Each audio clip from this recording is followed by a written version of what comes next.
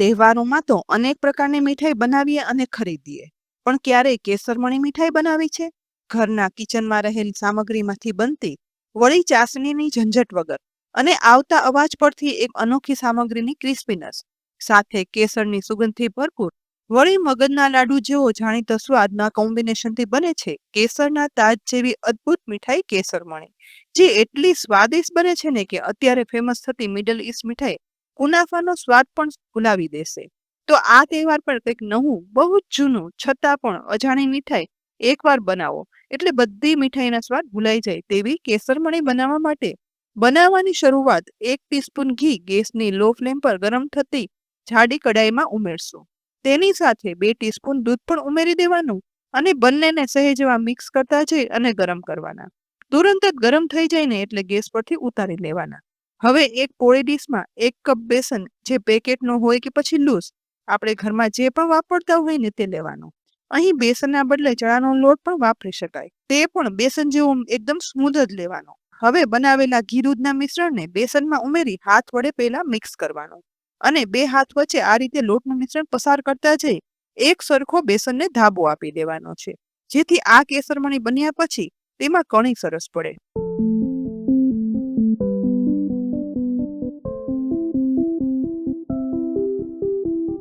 અહીં બેસનનો ધાબો આપ્યા પછી આ બેસનના મિશ્રણને રેસ્ટ આપવાની બિલકુલ જરૂર નથી. બસ એક સરખા કણીદાર મિશ્રણને ચાળવા માટે હવે ચાળણીમાં ઘઉં ચાળવાની પ્લેટ રાખી દીધી છે, તો બધું મિશ્રણ તેમાં ઉમેરી દેવાનું અને હાથ વડે પ્રેસ કરી બધું ચાળી લેવાનું છે, જેથી નીચે બાજુ એક સરખી કણીવાળું બેસનનું મિશ્રણ તૈયાર થઈ જશે. બસ આવું મિશ્રણ તૈયાર થઈ જાય ને એટલે કેસરમણી બનાવવા માટે જોઈતી બીજી સામગ્રી પણ જોઈએ. તો 1 કપ બેસનના માપ પ્રમાણે અહીં 50 ગ્રામ જેવા કાજુ બદામના ટુકડા કરી લેવાના. સાથે 20 ગ્રામ ગુંદ લેશું, ગુંદ કોઈ પણ વાપરી શકાય. સાથે સેવની બરંજ એટલે કે રોસ્ટેડ સેવ, જેની આપણે મીઠી સેવ બનાવીએ ને, તે 25 ગ્રામ લેશું અને તેની સાથે અડધો કપ મિલ્ક પાવડર અને પોણો કપ ચોખ્ખું ઘી લેવાનું. ખાંડનું માપ હું પછી બતાવીશ. હવે કેસરમણી બનાવવાની શરૂઆત એક પેનમાં માપ પ્રમાણે લીધા ઘીમાંથી 3 ટેબલસ્પૂન ઘી ગેસની લો ફ્લેમ પર ગરમ કરવા ઉમેરી દેવાનું. સાથે ટુકડા કરેલા કાજુ બદામમાંથી અડધા કાજુ બદામ આ ગરમ ઘીમાં ઉમેરવાના અને ધીમા ગેસે શેકવાના છે, જેથી ઘીમાં એકદમ મિક્સ થઈ સરસ શેકાઈ જાય અને સહેજ જ વારમાં ડ્રાયફ્રૂટ ગોલ્ડન બ્રાઉન શેકાઈ જશે એટલે તેને ઘીમાંથી નિતારી એક ડીશમાં કાઢી લેવાના છે.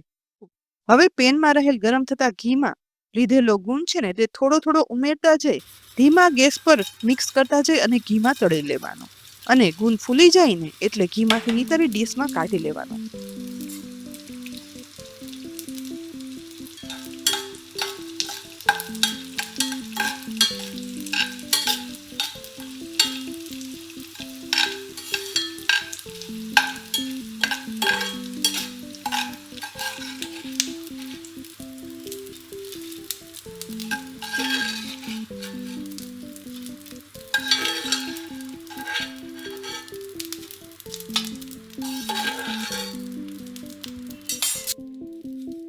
બધો ગુંદ સાથે ના ઉમેરતા થોડો થોડો ઉમેરી અને તળવાનો છે, જેથી તે પરફેક્ટ તળાઈ જાય. આ રીતે બધો ગુંદ તળાયા પછી બાકી બચેલા 1 ટીસ્પૂન જેટલા ગરમ ઘીમાં લીધેલી સેવની બરંજ છે ને તે બધી ઉમેરી દેવાની. આમ તો આ સેવ છે ને રોસ્ટેડ લીધી છે, છતાં પણ ઘીમાં મિક્સ કરતા જઈ અને શેકવાનું, જેથી તેનો ટેસ્ટ અને સુગંધ સરસ આવે.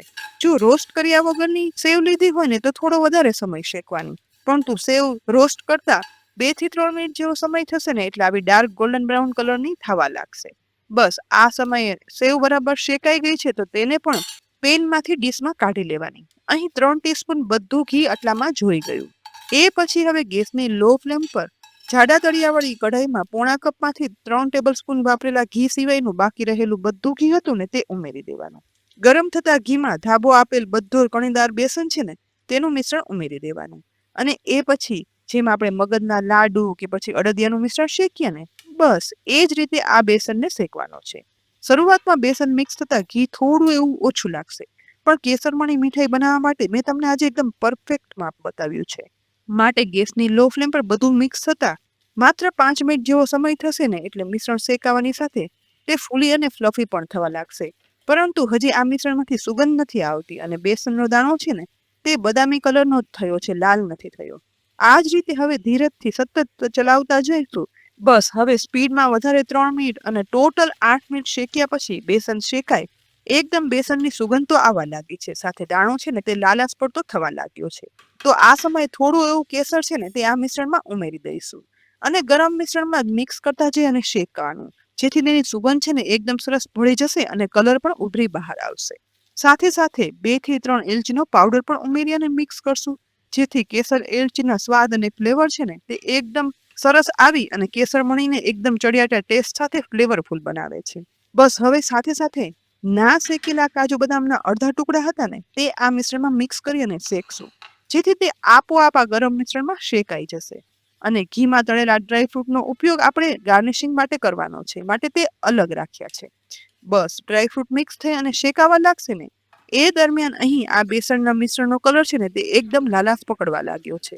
સાથે સાથે તેમાં કેસર એલચીની સુગંધ પણ એકદમ સરસ આવવા લાગી છે.